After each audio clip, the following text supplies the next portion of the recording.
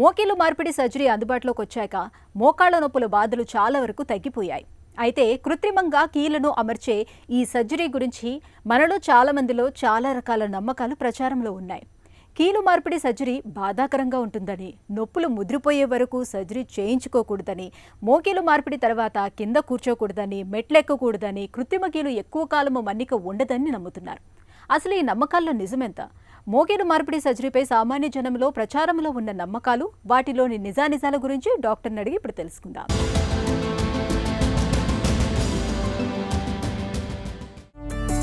మోకాలు మార్పిడి సహజంగా ఉండదా? విఫలమయ్యే అవకాశం ఎక్కువగా ఉంటుందా?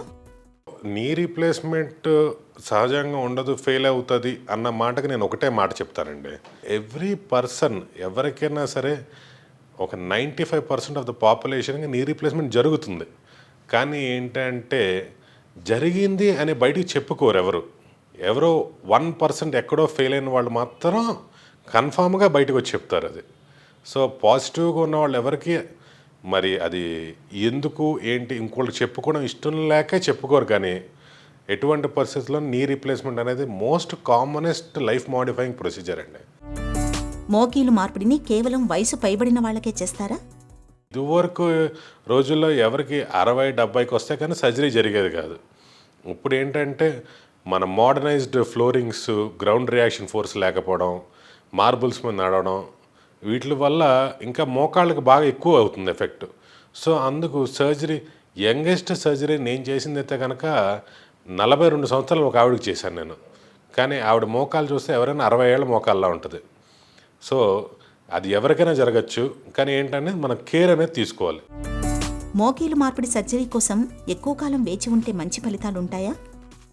మోకాళ్ళు నొప్పులు ఉన్నాయని చెప్పి మనం ఏమీ మూమెంట్ చేయకుండా రెస్ట్లో ఉండిపోయి ఎక్కువ రిలాక్స్గా ఉండడం వల్ల మన మజిల్ అనేది బాగా వీక్ అయిపోతూ ఉంటుంది. సో ఒక 40 ఏళ్ల తర్వాత ప్రతి ఒక్కళ్ళకి మజిల్ యాక్టివిటీ చేయకపోతే ఒక్కొక్క లేయర్ మజిల్ అలా ఎరోడ్ అయిపోతూ ఉంటుంది పేషెంట్కి, ప్రతి ఒక్కళ్ళకి. సో మజిల్ లాస్ అవుతే మళ్ళీ తిరిగి మజిల్ రాదు. ఒక్కసారి మజిల్ రాలేదనుకోండి, మళ్ళీ మీకు కొత్త కొత్త ఇబ్బందులన్నీ స్టార్ట్ అవుతాయి.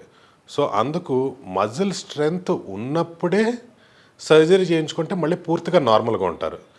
ఆ మజిల్ స్ట్రెంగ్త్ లేకుండా సర్జరీ చేయించుకున్నాం అనుకోండి, మీకు మజిల్ స్ట్రెంగ్త్ లేకపోతే మళ్ళీ back to routine. So complete wait చేయడం అనేది వెరీ రాంగ్ ఐడియా అది.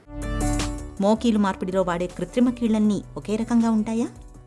మనకి ఏ జాయింట్ చేసుకున్నా సరే ఒకేలా ఉంటుందండి, కానీ ప్రాప్రియోసెప్షన్ అంటాం. సో మనకి నీ వేసింది మైండ్కి సింక్రనైజ్ అవ్వడానికి 4 వారాల పాటు పడుతుందండి. ఫస్ట్ సర్జరీ చేసిన వెంటనే ఫ్యూ మంత్స్ వరకు సర్జరీ చేసామని తెలుస్తుంది మనకి. కానీ ఏంటంటే ఒక 6 నెలల తర్వాత మనకు ప్రతి పేషెంట్కి ఒక సర్జరీ అయింది అనే పాయింట్ కూడా మర్చిపోతారు ఎవరైనా సరే. అందరూ నార్మల్గా నడుస్తారు. ఆ ప్రాప్రియోసెప్షన్ అనేది మన మైండ్ రీడ్ చేసుకుంటుంది అది. సో ఆ అలవాటు అనేది అయిపోతుంది అండి. మోకాలు మార్పిడి సర్జరీ తర్వాత మోకాళ్ళను వంచలేమా? క్రింద కూర్చోలేమా? ఉంచలేం అనేది లేదండి, శుభ్రంగా ఉంచుకోవచ్చు. You can bend up to 140 to 150 degrees అండి. ఒకటే పాయింట్ అందరూ అర్థం చేసుకోవాల్సింది ఏంటంటే, మీరు ముందు పరిగెట్టగలిగితే సర్జరీ తర్వాత కూడా పరిగెట్టగలరు. మీరు ముందు ఎప్పుడు కదలకుండా ఒకేసారి సర్జరీ తర్వాత 100 మీటర్లు పరిగెడతారంటే అలా కుదరదు అది. సో ఆ మజిల్ పవర్, మజిల్ స్ట్రెంగ్త్ అనేది ముందు నుంచి ఉండాలి. ఏదైతే ఉందో అది మళ్ళీ రీగెయిన్ చేసుకుంటూ మళ్ళీ అలాగే కంటిన్యూ అవ్వగలం. సో కానీ అడ్వైజబుల్గా ఏంటంటే అందరినీ కింద కూర్చోద్దని చెప్తాం. ఎందుకంటే అంత పవర్ ఉండదు ఆ ఏజ్ వచ్చేటప్పటికి. సో ఎప్పుడైనా కూర్చున్నా సరే, ఎస్పెషల్లీ ఆడవాళ్ళకి దేవుడి పీట కొద్దిగా లో పీట వేసుకొని కూర్చోమంటాం. మోకాలు మార్పిడి చేయించుకున్నాక 10 ఏళ్ల తర్వాత మళ్ళీ సర్జరీ అవసరమవుతుందా? ఇదివరకు పాలీవేర్ అనేవాళ్ళం. సో మధ్యలో వేసే ప్లాస్టిక్ స్పేసర్ ఏదైతే ఉందో అది అరుగుదల ఉండేది. కానీ ఇప్పుడు లాస్ట్ ఒక 10 సంవత్సరాల నుంచి అల్ట్రా కాంగ్రేటెడ్ పాలీ అని వస్తుందండి మనకి, హై మోల్డెడ్ పాలీ. సో ఇది వేర్ అండ్ టేర్ అనేది ఉండదు. ఇది 25 సంవత్సరాల వరకు, 30 సంవత్సరాల వరకు ఉంటుంది.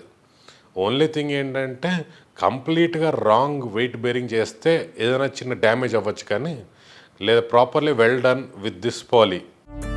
పాక్షిక మోకాలు మార్పిడి కంటే మొత్తంగా మోకాలు మార్పిడి చేయడమే మంచిదా? మీకు ఏంటి అవసరం అనేది అది ఇంపార్టెంట్. మీకు ప్రతి వాళ్ళకి ఫిట్టింగ్ కండిషన్స్ ఉంటాయి. కొంతమందికి ఓన్లీ యూని కంపార్ట్మెంట్ అనుకోండి, వాళ్ళకి ఓన్లీ పార్షియల్ నీ రీప్లేస్మెంట్ చేయడమే indication. And partial knee replacement has better more comforts. కింద కూర్చోవడం కానీ, కంప్లీట్ నార్మల్గా ఎనాటమీలో కూర్చోవడం కానీ, బాస్మెట్ వేసుకొని కూడా కూర్చోగలరు. బట్ టోటల్ నీ రీప్లేస్మెంట్కి అయితే మాత్రం డిఫరెంట్, అలా ఉండదు. కంప్లీట్ ఎనాటమీ కొద్దిగా ఆల్టర్ ఉంటుంది కొద్దిగా. So any day partial is more superior well coming to results. Total కన్నా సుపీరియర్ కొద్దిగా బెటర్గా అయితే. ఒకప్పటితో పోలిస్తే ఇవాళ మోకిలు మార్పిడి సర్జరీకి సంబంధించి విప్లవాత్మక మార్పులు ఎన్నో వచ్చాయి. కృత్రిమ కీళ్ల మన్నిక కూడా సగటున 20 ఏళ్లకు పైనే ఉంటుంది. ఈ నేపథ్యంలో మోకిలు మార్పిడికి సంబంధించిన భయాలు అద్రహితమనే చెప్పుకోవాలి. సందేహాలు వీడి సకాలంలో సర్జరీ చేయించుకుంటే మోకాళ్ల నొప్పులను ఇట్టే వదిలించుకోవచ్చు.